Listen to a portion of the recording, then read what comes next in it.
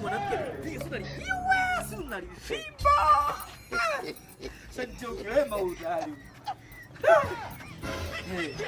Dunia hii. Oh my God. Wewe. Hivi wewe ulinipiga na nini?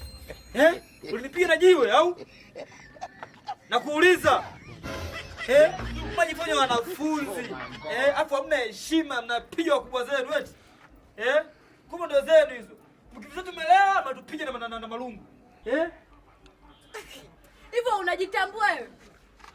Aliyokupiga na lungu nani? Lile ni kofi tu. Toka pumbavu wewe. Kofi! Kofi! Mnipiga na kofi wewe. Mnipiga na jiwe. Oya bro, usinipokee tena, usinipandishie sauti. Ishi hapo hapo. Tena tabia kunishikashika ukome. Unaona kama mjinga? Tena jishikilie. Jishikilie hapo hapo.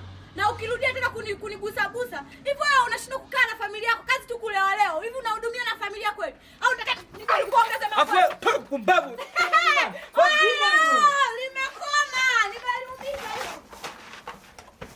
Mjinga.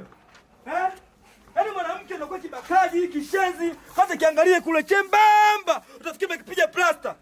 Ila huyu mwanamke huyu alinipiga na nini pale mwe?